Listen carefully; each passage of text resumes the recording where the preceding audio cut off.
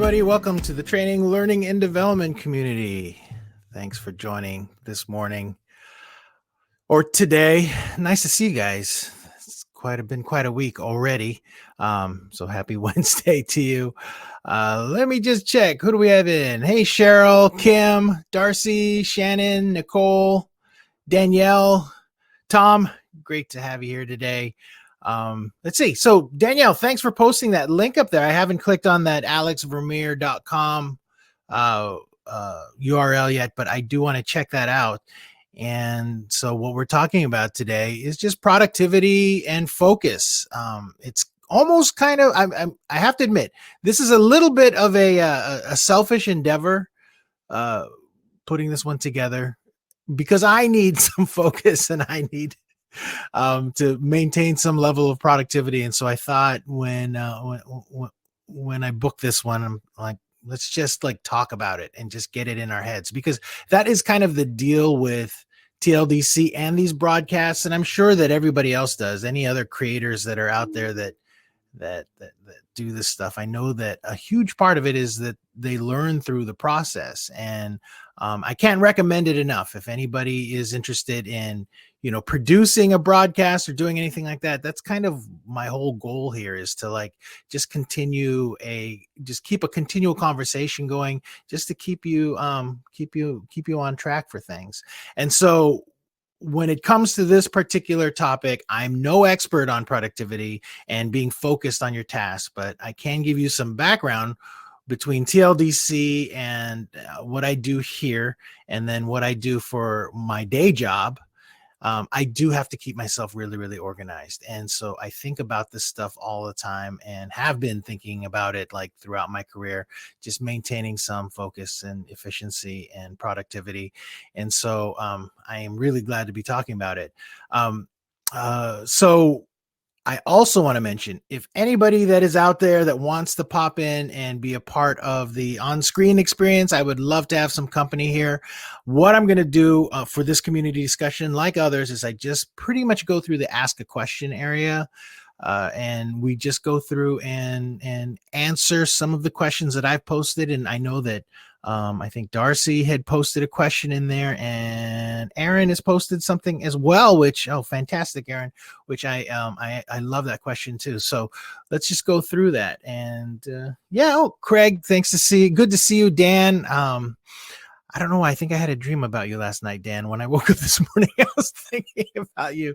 Joe, good to see you. Christiana, thanks for joining this morning. So productivity and focus. And what I have is I did prepare some slides, and if we get to those, I will share them.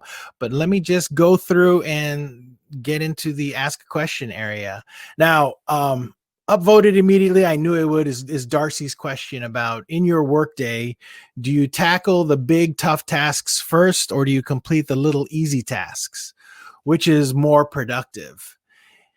And for me, I like to tackle the big stuff first. It's important for me to do that because, especially in my day job, I tend to have, I can have really, really complex tasks that need to be achieved on any given day. And if I jump into it early, my mental acuity is, at its best. And so then I can get in there and I can troubleshoot and I can, make things work. That said, I usually have a stand-up meeting first thing in the morning where we're kind of working through things, and I will get through one or two tasks usually in that first part of the morning, and then jump into the heavy stuff. And then the rest of my day, especially now that I'm working from home, rest of my day tends to be a lot easier. Towards the afternoon, after 2:00, I can just clean up and get a lot of little things done, the easy stuff, which has been really, really helpful for me. I don't know if that is the same for any of you, and I'd like to read some of the comments from chat. Nicole is saying, likewise, I like to start early. Craig says, I order the tasks in order of need. Some days the big ones are first, sometimes last. Joe's saying quick and easy tasks, even if they're very low priority, it's not very productive. And the one thing about completing easy tasks first is that can often build some momentum for you. So, for some folks, I do think that, getting the little stuff out of the way can really, really help. I've tried it in the past, it works to a certain extent, but mostly, like Nicole is saying, I need, I like to start early and just get the tough stuff out of the way. And it actually helps, I think, my mental health a little bit too, because then I'm less stressed about having, the procrastination factor doesn't rear its ugly head as heavily as it normally would. Kim is saying my brain isn't as sharp early in the morning as it is later.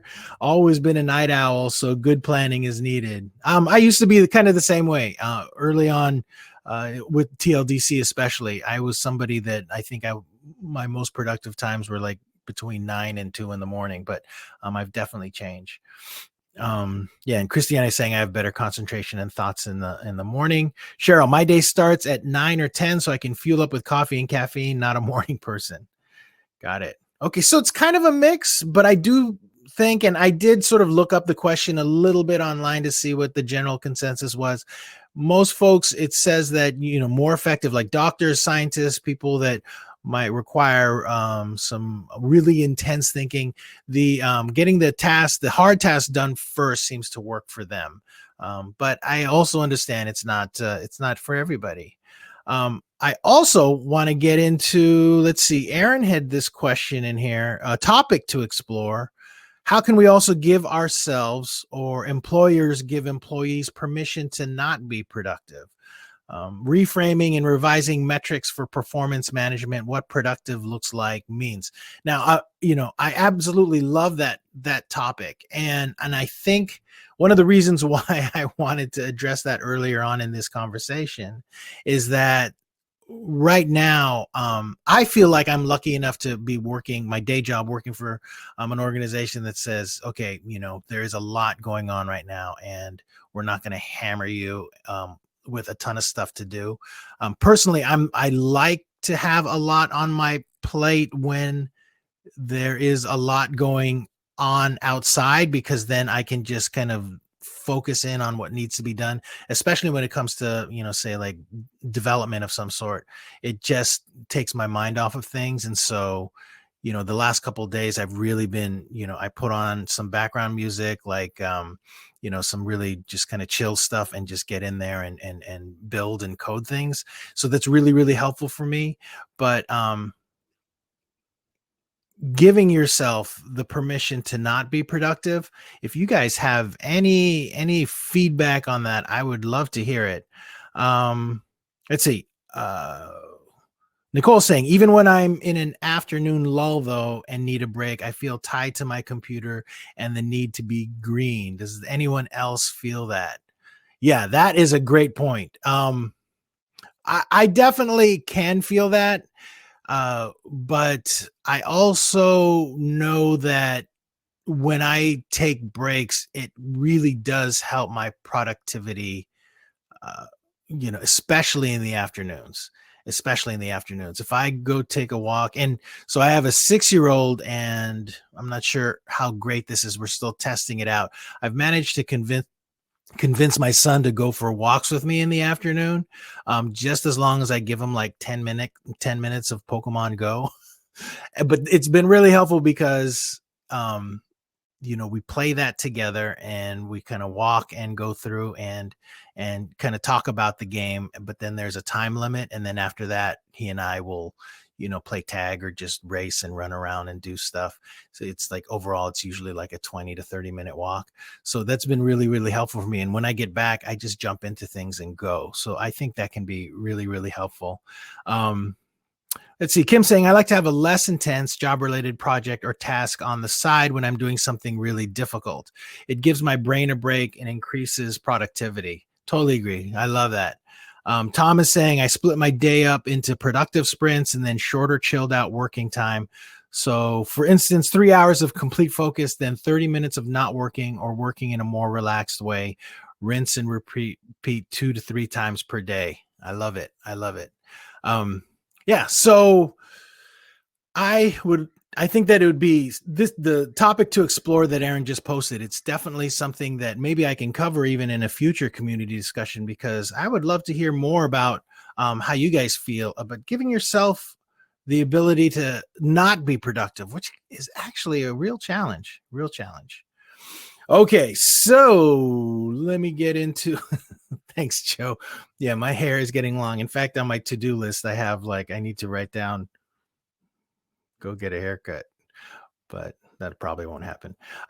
Okay, so another upvoted comment here. Do you keep a to-do list? And if so, how do you use it? So this is a recurring topic here at TLDC. I am somebody that is crazy about to-do lists. I know Kim is a bullet journal person, as is Christiana, I believe. You guys can look up bullet journal online if you don't know what that is. I think it's a great way of being able to organize your tasks.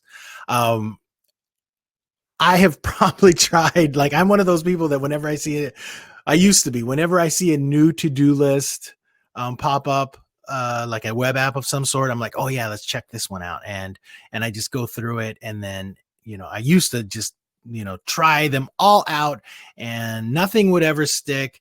I actually have a notebook that I also use. So it's just kind of a, what do you call these things again? A moleskin. And I love these books. I love the thickness of the paper, and I often keep a to-do list in there. But I have to say that over the past year, I have kind of migrated to just a text app to keep my to-do list going. And I would like to hear what you guys use. If you guys even keep a to-do list, and if so, how do you manage it? What do you do? And please post it in chat. I would love to. I'm kind of a nerd for this stuff.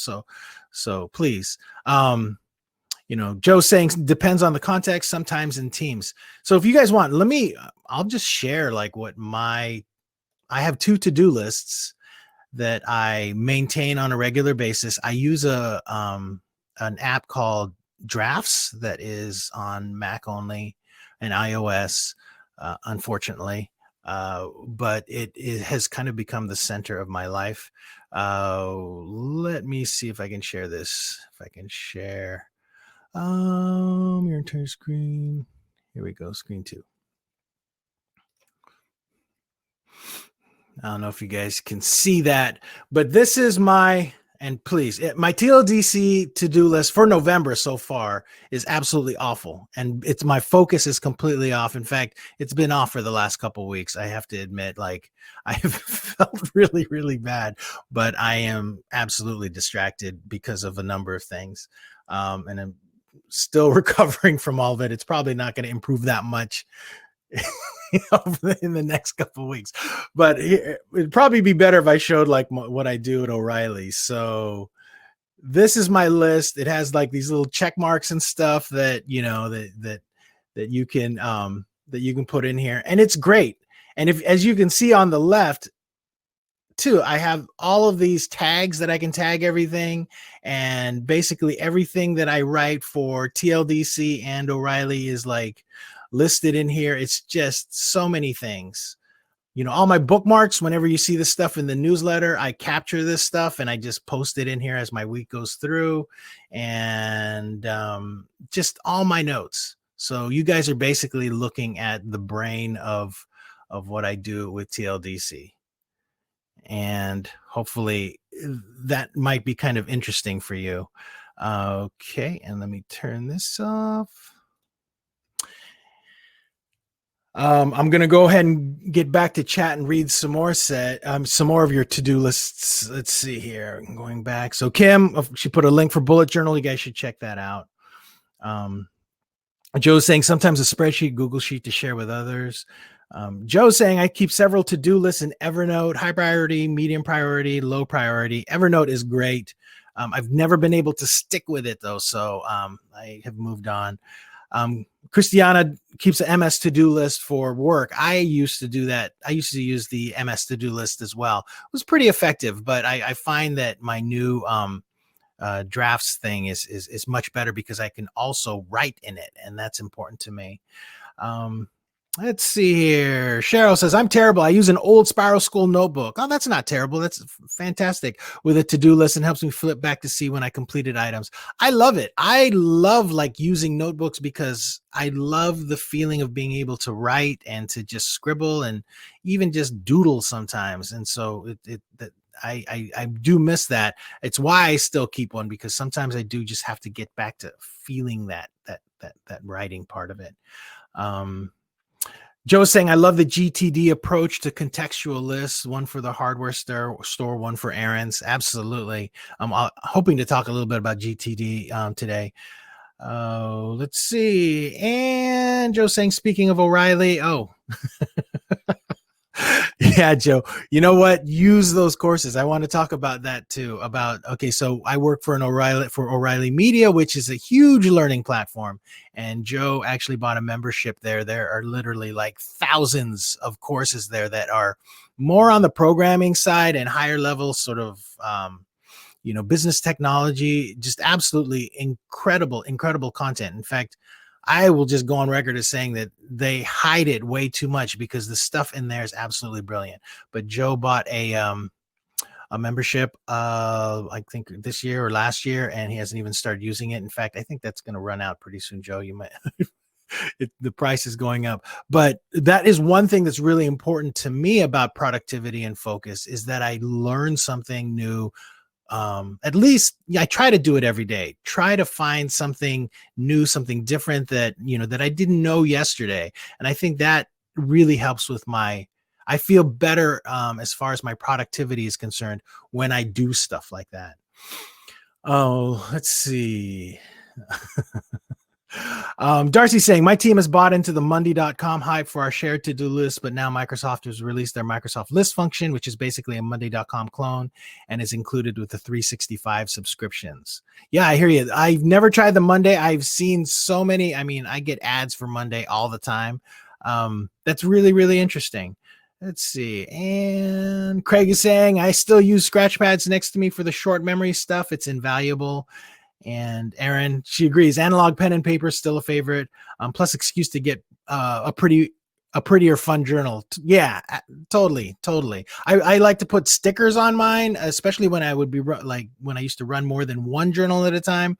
I would put stickers on them. And I don't know if you guys know this, but sometimes, well, not sometimes, but you can often go to like sticker places and say you want some sticker samples, like if you were going to order some stickers from people, and they will send you a ton of free stickers. So if you guys are ever looking for stickers to differentiate stuff, especially if you're like kind of like an old punk rocker like me, just ask and people will send you a crazy amount of stickers. Yeah, Aaron's saying band stickers. My laptop is covered. Yeah, I have one guitar over here that is totally covered in stickers. I should probably show that to you guys. Okay, so next question. Let's try this one.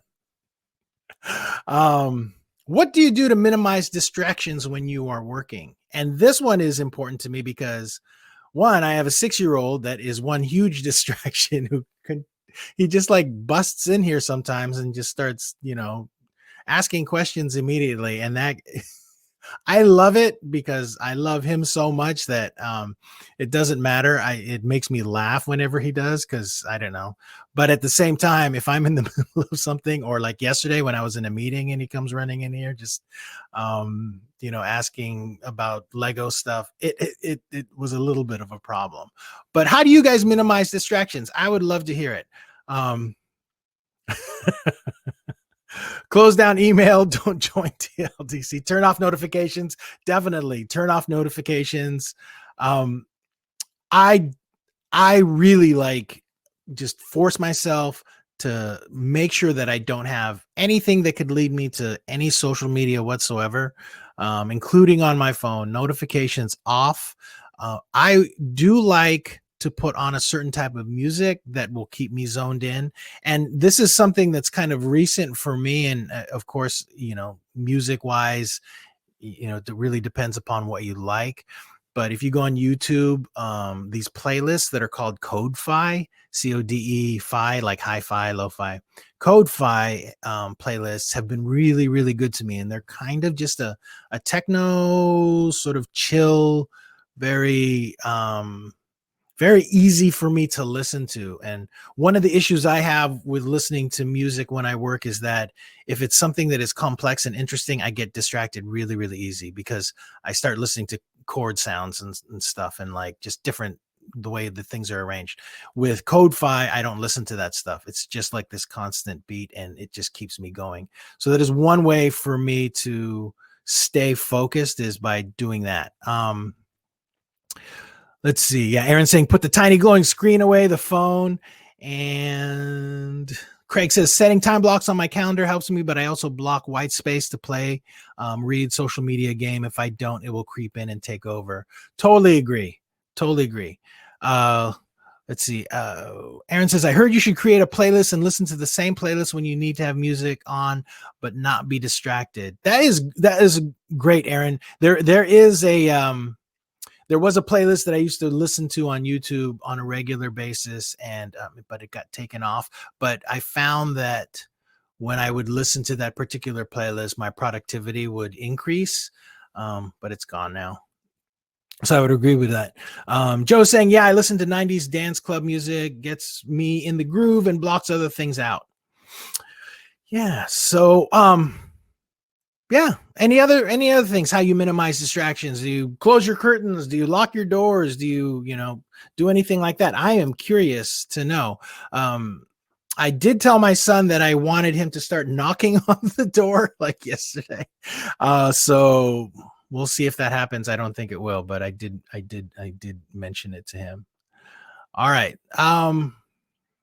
So what helps you stay on track to getting things done? Big question, I know, but this is where I sort of wanted to talk GTD a little bit. Oh, let's see here. Let me pull up this slide deck, and it's just, I did this like late last night when I was refreshing Twitter over and over again. So that's why I'm in this mess. Too much Twitter. Getting things done. So I don't know if any of you aren't familiar with getting things done. I have the book around. Oh yeah, see, I got it right in front of me. Getting things done. This is my 2001 edition. That's how long. Is that really like almost 20 years that I've had this book? That's ridiculous. So I must have gotten this because I wasn't getting enough done at the e-learning guild. This is weird. Anyway, so this is a great book. This really helped. And I think that pretty much most, like since I've had this book, I've probably worked at a couple different places, and it always ends up coming up like during productivity meetings, like, have you read the Getting Things Done book? So let me just like go through that framework in case you don't know it. There are really just sort of 5 basic things about the whole GTD framework, and I hope I'm getting this right. But the first one is like you capture stuff, you write things down, you make lists, you offload, you put those lists in an external system so you can reference them. Super important. And then the next one is then you clarify what that list you made, you clarify what the next steps are to be able to achieve them. Super important. And this is something that I do on a regular basis. That's why that Drafts web app for me works really, really well, because I have the room to do a lot of the clarification. And then the next thing is you kind of organize and maintain a system of keeping it all like in a way that you're able to like accomplish what needs to get done. You organize it. And then the reflection piece, where you review daily, monthly, annually, just sort of like see where you're at with all of these things. It's another reason why I love Drafts, is because it helps me just take a look at this stuff on a regular basis and say, what did I do, this month, this week? And I actually don't really have a specific annual list that I am able to review, which I need to work on that, but I definitely have a daily, weekly, monthly sort of way of looking at my goals. And then lastly, oops, I hate it when my title bar goes there. Engage. Do the things that will make you the most effective. If you guys are GTD users, like, go ahead and just post in chat and let me know what you think about that. I'm just going to jump in here. It looks like a lot of posts came in. Kim saying, I got lost in GT, lists of lists of lists. I never started actual tasks. Bullet journal has worked better for me, but I know I'm leveraging GTD principles in the background. That's absolutely right. Oh, thanks for that GTD flow infographic there, Joe. Everyone check that out. I love this system of getting things done. It just work. I use the framework of it. I'm not like really specific all the time about it, but I keep these 5 steps in mind all of the time. I think it's important. It's important to have something like a framework to work on to stay productive. So and if you guys have any comments on GTD or how you guys get things done, I would love to hear it. One of the things that I would like or I would suggest, especially given this this particular broadcast, if you don't already do it, just take a list or a piece of paper and just write down stuff that you need to get done right now. Like not things you need to get done right now this very moment, but things that are in your head that you'd like, goals you'd like to accomplish, and just get it written down. Just, and even if you don't get them done, it's good to just write them down. And that's one of the big things. I mean, actually my dad taught me that one. Just put it down, just get it in a list, get it so that it exists. And I know I can tell you, my wife is somebody that does this all the time. In fact, any junk mail that we get in, if you look at the back of the envelopes, you'll probably see a list of like 10 things, like, paint the house and, redo the porch and stuff that she actually tries to do herself, which is usually kind of crazy. Let's see. Joe is saying, I'm sure David Allen, the GTD guy, said something like, you don't need to have a thought more than once unless you like it. And Craig says, that is what my scratch paper is for. I have one pad for work, one pad for personal. The work pad is on top of the personal one, but I know it is there in the back of my head. Yeah, totally. Yeah. So I highly recommend that to anybody that, any of you guys that are listening or out there, just start writing stuff down, even if they're goals that you want to achieve, like, 10 years from now, just get it written down. I know that making your goals as visible as possible is really like one of the, first steps in being able to achieve them.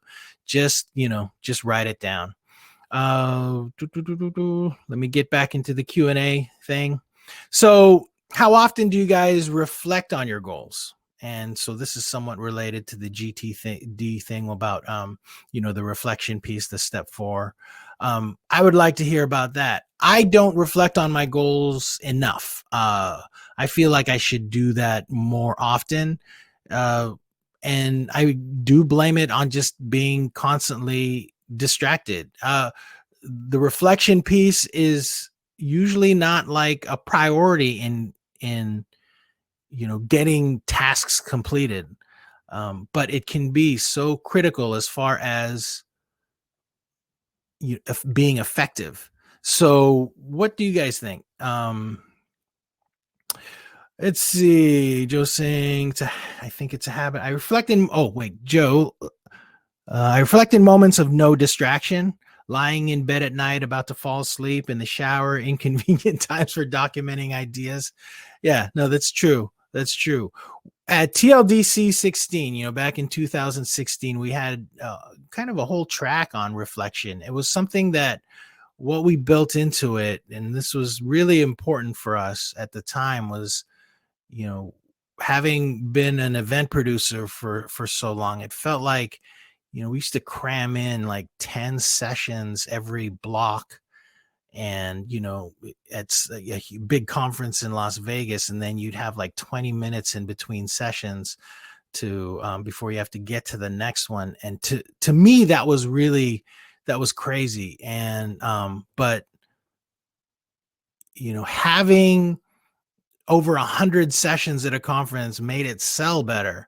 Um, but I really felt like having to rush from one session to the next was just like, as far as the learning part of it, was somewhat unreasonable. And so that first conference that we built in, we had this reflection thing, and we put in like at least 30 minutes between sessions, if not a little more. And it was really helpful, I think, to just be able to sit down and just gather your notes after a particular session, and just, reflect on it. And I do believe that with goals, like being, especially the hard ones, I like to be able to think about, like, what did I just do? Like, the other day I had to build like something 16 pages of, of code, and, I did sort of sit back and think, like, what could I have done better? I could have, you know, batched these text items a little more so that it'd be easier for me to edit them in the future and reply. I did do that because it was kind of important to me. Um, I would love to hear, like, if you guys do the same thing after you complete, building a course or some kind of curriculum, or like a big project. How often do you go back and kind of, rethink the process? Let me get back into Q&A. What do we have here? Joe, let's see. Darcy saying, Joe, allegedly this is where all our listening smart devices would come in handy. Anyone capturing list input or managing via these listening devices? That's a great question, Darcy. I used to use our Alexa device, which is unplugged right now, which is unplugged for a reason. I'm just kind of tired of thinking about the fact that it's always listening. We used to use that for our shopping list, but our 6-year-old really started to take advantage of that capability. I don't think I would do it for my productivity stuff. Let's see here. Aaron, now we're seeing more cognizance around the need for fewer sessions and in between time on the COVID era online offerings. Yeah, Aaron, you would know for sure. And I just, by the way, Aaron, I loved how you guys did the in-between session stuff at Learnapalooza. I really was a big fan of that. I loved it. Let's see. Shannon saying we use Alexa for making our grocery list, considering how that would work for work. Yeah, it just didn't work for me that great.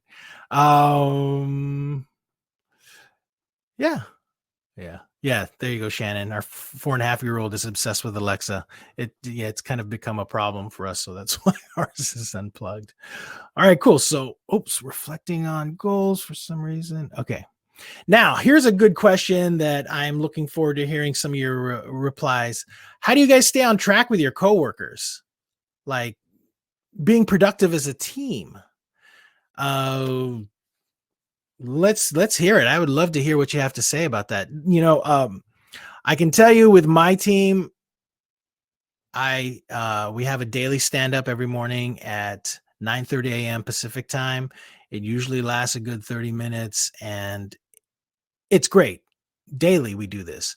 I remember before I used to do stand-ups, like, it was so uncomfortable to me, like, having to do a daily. But I also worked at a credit union for a while, and that was where I first had my experience with stand-ups. And it was, I don't know why, but it was kind of the highlight of the day, mostly because everyone there was so friendly and cheery, and everyone would just, I don't know, we were really supportive of one another. So that really helped with being on a team. But I have the same situation at O'Reilly. It's different with O'Reilly because it's a lot more technical here. And so, we get through stuff really, really quick, and a lot of it can, it's very task oriented and can be pretty complex. But it really does help with accountability, just making sure that everyone's on track and just checking in on a regular basis. What do you guys do? Let's see. Joe saying, I used to work in an agile methodology on a team, and we had a specific spreadsheet to track it agile style, and that was cool. Yes. Craig is saying Slack has been a lifesaver for us. I actually initiated it when I started. We have a weekly meeting, but we are constantly conversing directly or in designated rooms for each of our tasks. Yes, Slack is great. And I have to say that with with TLDC, it's the same kind of idea for me, is that it's a way just to, just to keep track with everybody and just stay in touch. And I kind of use TLDC in that way. I look at TLDC as sort of my team. And I do like to be able to have these community discussions because I want people, especially that might be, working solo or might not be on a big team of instructional designers, just to be able to check in and say, hey, I actually have like this support group that can help me when I'm feeling particularly alone. And I used to work at another manufacturing spot, and the instructional designer, well, there were two of them. One was rarely there. The other one was her desk was behind the janitor, like in the middle of like all the cleaning supplies. Like, it was crazy where they put the L&D team. They were like literally below where the janitor was. And, and you could see the hierarchy, right? You could see where the executives, the president, the vice president were here. Then finance was right next to them. Then sales and marketing, and, just sort of went in that hierarchy, and kind of at the bottom was where the L&D team was. And I used to go there on a regular basis just to chat with them. And, I was on the marketing side of things. So, I was closer to the center, but it was awful. Let's see what we have here. Kim is saying email and Google Zoom meetings work for me. We're using Slack for one project now, so that's new. I met one of our artists for coffee last week to give her a slide rule and demonstrate how it works. Whatever works for the task project. Aaron's saying +1 to persistent chat apps. Slack, Mattermost, etc. Visibility in the status. Help needed means less updates and more discussion when need to meet in real time. Kim saying, I'm torn that I'm not on our Slack channel very much, but these days project work has to come first, minimal distractions. Don't feel torn, Kim. It's, it really is. That's something that I try to stay hyper aware of, is how distracting can TLDC be? Like, if I'm hoping that people just get stuff done. And so, it's okay. Don't worry about, not being there on a regular basis. I do love it. I love like when the conversations are happening in there. So it's not something that is ever going to go away. And Craig is adding, I was in the projector room behind the boardroom. I had to leave when they had a meeting that was higher than my pay grade, which was a lot. Yeah. Isn't that awful? It's just crazy how that works. All right. So let's see. We have a few more questions here. Let's start with Cheryl's question here. What tools do you use for time management? That's a great question. So I don't think I use any tools for time management. I just have my to-do list and just go. Yeah. Joe's asking management or tracking. So those are two very different things. Craig is saying good old Microsoft Outlook. I mean, if we're just talking about calendars, I have like 4 calendars going at any given time, and they're all Google calendars. Joe's saying calendar for me with lots of color coding. Yes. And Cheryl's saying I have multiple calendars in Google too. I do wish that I had a better system for time management. I do tend to, I use like I have a Pixel phone, and I often will send reminders to myself via that phone to keep me on task. That is a tool I use on a regular basis.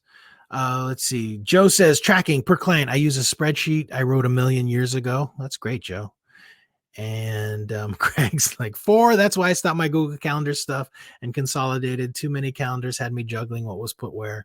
Yeah. And, my 4 calendars are just even my business calendars. They don't even include my personal calendars, which I think my wife uses 3 for our family.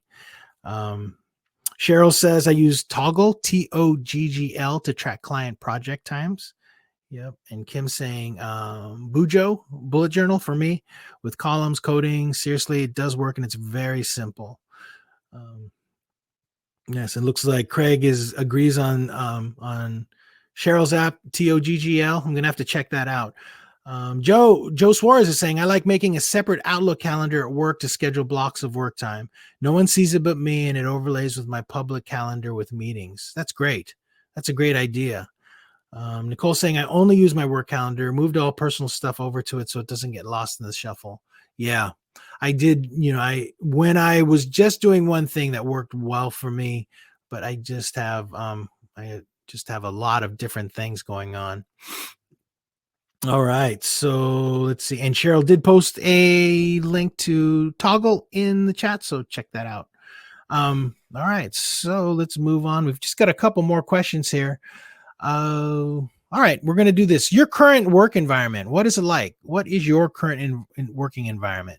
I'll just share mine. As you guys can see, I just have like a really messy music studio kind of office environment. Well, I can't really do this. I painted this blackboard behind me. I took the big whiteboard down because it was actually starting to fall.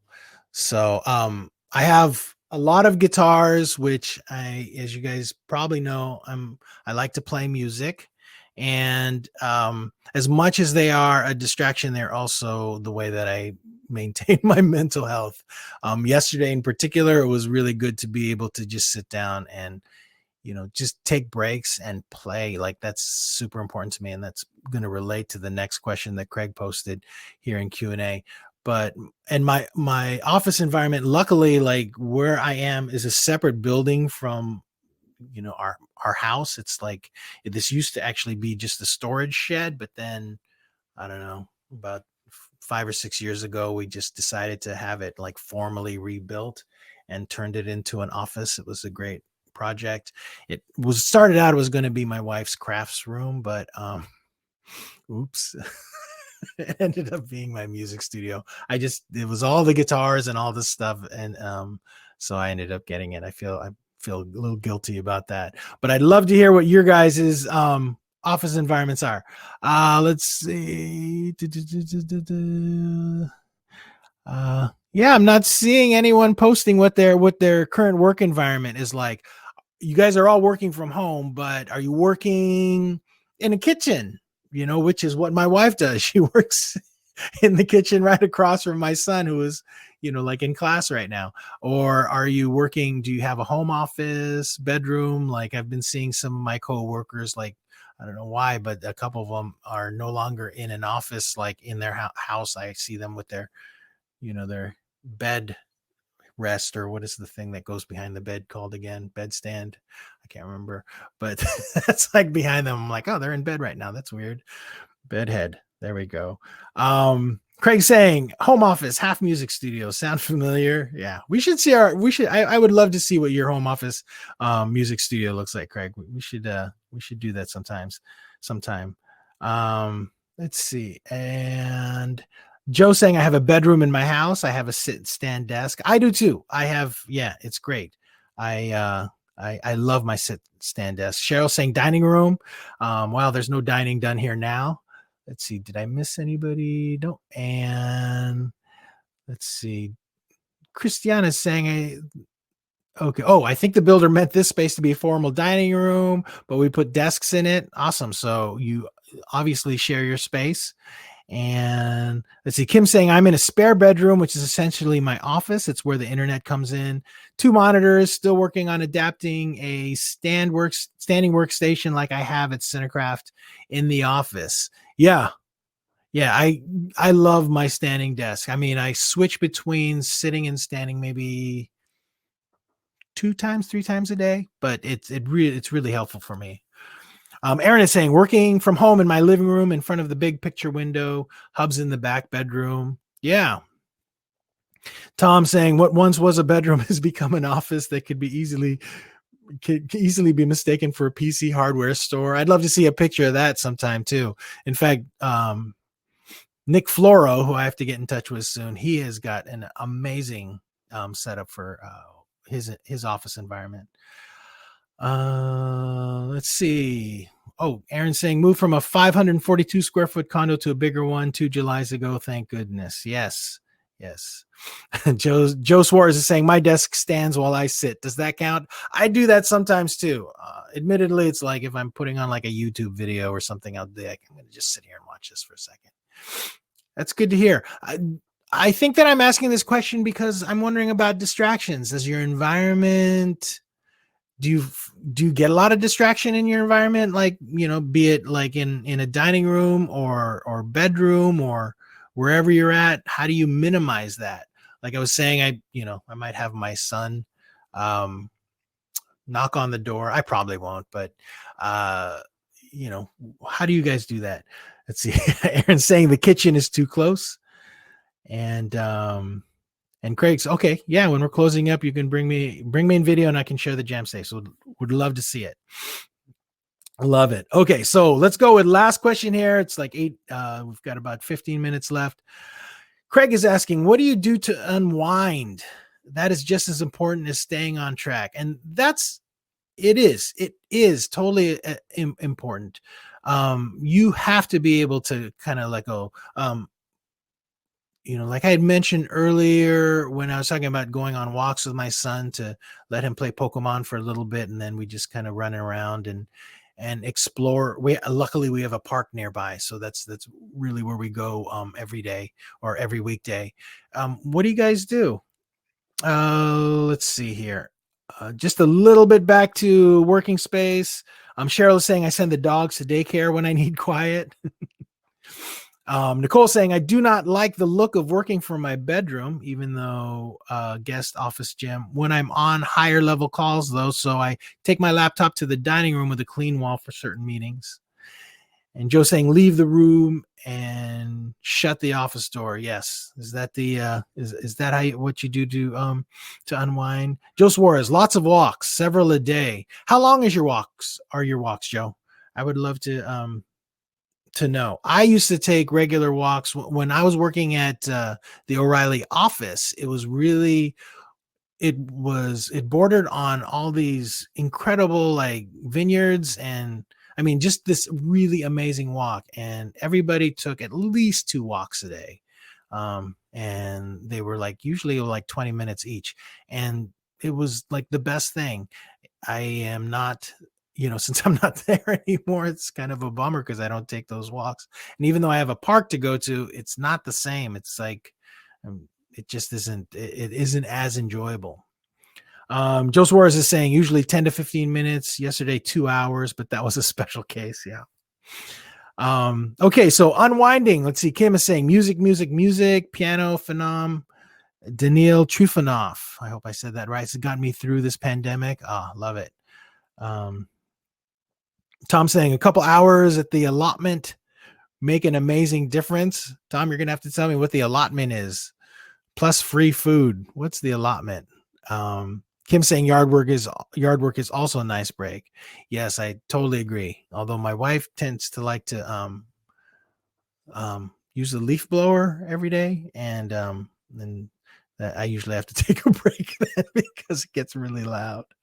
Yeah, I don't know what allotments are. It's a garden in a communal area. Okay, nice. Yes. Oh, I love it. I love that we're learning this now. Now we know what allotments are. Thank you for sharing that. So it's a garden in a communal area. Yeah, Tom's saying, so an allotment is a small plot of land owned by local authorities that you can rent to grow vegetables on. Love it. And then along the same lines, Joe's saying, I also take quick visits to my garden in spring and summer, maybe take a bite of something. Yeah, that's fantastic. So, and for me, like personally unwinding, it's the guitar. Like I'm sure Craig is the same way. And let's see, anybody else? A lot of it's going to gardening and yeah, art, TV, games. Yeah, Joe, you definitely do art, TV, games. Other half, swimming and walking too.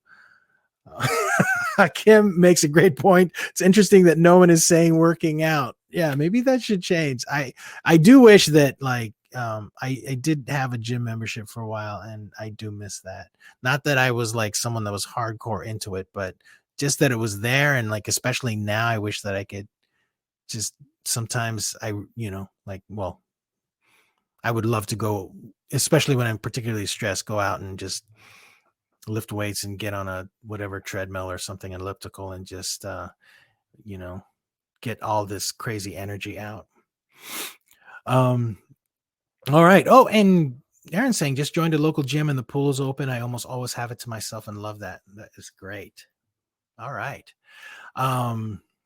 So stay productive, stay focused. Hopefully this conversation helped a little bit. I know that there is a lot going on. Like I said in the beginning, this was a little bit of a selfish conversation because I wanted, I need to get my head back into the game.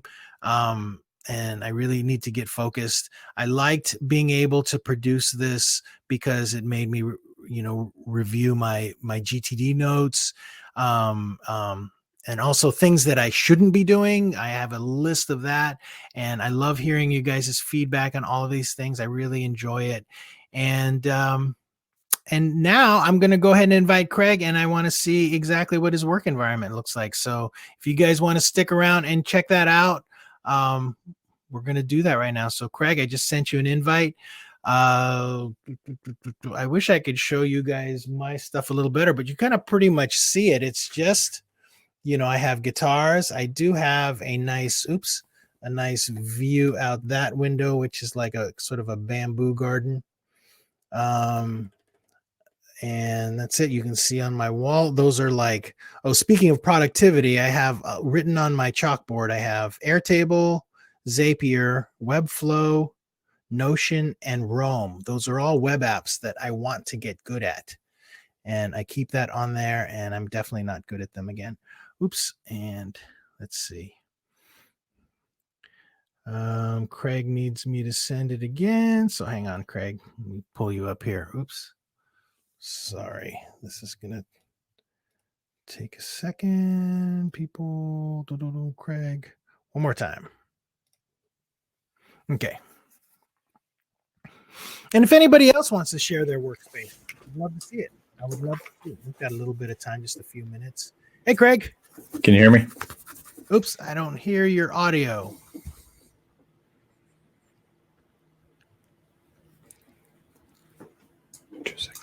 Okay. 2 seconds. Oh, you hear him? Did I just do something to my audio? Somebody hears me. Oh yeah, I must have hit my volume here. Sorry, oh my gosh, that's awful. Okay, go ahead. So, let me see how far I can stretch with my cable here. Mm-hmm. So workspace is dual monitors. Mm-hmm. I need it for my sessions where I'm running 3,000 or 4,000 people in 3 or 4 different rooms. Mm-hmm. But the important part, so that's a Helix. Yeah, you've got a Helix. Wow. I do have a Helix with an FR speaker. Mm-hmm. And then the new Fender, the Les Paul, and the older Fender. Wow. But I've got it set up. Yeah, I've got it set up where I can just slide right over to it. I mean, it is literally the desk directly next to me. So I've got it set up where I can record into my computer if I need to. Mm-hmm. And I've got it set up to where I can just jump right into it. Kind of like you said, it's an escape. It's a nice thing to just jump over to it and be able to jump into it and pick up the guitar and kind of fluid. Nice. Love it. That's great. Yeah, the dual monitor thing. Hopefully, I don't know how many of you use dual monitors to stay productive, but I do. I actually have 2 computers on my desk. I have a MacBook Pro, a 2019 MacBook Pro, and I'm currently on a 2014 iMac. And then I have one kind of really nice monitor like in between, and I use a monitor switch to switch between both. And so it's kind of like basically kind of like a 3-screen thing for myself on a regular basis. I think it's a necessity nowadays. I mean, it really is for what's going on. Yeah. That's great. Yeah. And like Kim is saying, your music is so readily available to ease stress. And I don't know, like if you see, like for me, I have, this is really, it's kind of crazy, but I have that Marshall with the orange cab. Yep. And so when I really need to relieve stress, that Marshall is sort of full volume. It's a bane to the neighborhood. Let's just put it that way. And so Yeah. And anything else? I mean, I would love to hear if anybody else wants to, if you want to jump in and show what your room is like. I'll let anybody else jump in. Thanks, Luis. Yeah, yeah. Hey, just curious, is that an Yeah. Epiphone Silver Burst or is that an actual? No, that's a custom shop. Oh, Yeah, I sold a big collection of cards 10, 15 years ago to put into that. Yeah, I didn't I wanted one. I've wanted one for a very, very long time. So I went ahead and spent the money and just got the one I wanted. So oh my gosh, that's like yeah, and then there is no weight relief in those, by the way. right. Not surprised, but I'm sure Yeah, it plays beautifully. it does. Guitar talk. Guitar talk. Yeah. Thanks, Luis. All right, you guys. If anybody else wants to jump in, let me know. Otherwise, I'm going to wrap this up. I really enjoyed the conversation today. I hope that you guys are able to stay productive and focused. Stick with it. And Friday, we're going to talk about using Reddit as an L&D resource. I have been messaging like the moderators of the subreddits, the instructional design subreddit, and then also the e-learning subreddit. And I haven't gotten any messages back. I would love to have somebody from one of the moderators from some of those Reddits to be on the broadcast. Not sure, maybe they're not getting my messages or just not interested in participating. But I do believe that like Reddit as a resource, the conversations there are absolutely fantastic on a regular basis. I go there and just get inspired by topics and stuff on, pretty much daily. So if you guys know anybody that is regularly on Reddit and then wants to come in as a guest on Friday, or if any of you are, I would love to have you on the broadcast. So, so let me know. But otherwise, hopefully we'll see you Friday. And that's it. You guys take care. If you need anything, let me know. We'll see you next time. Bye, everyone.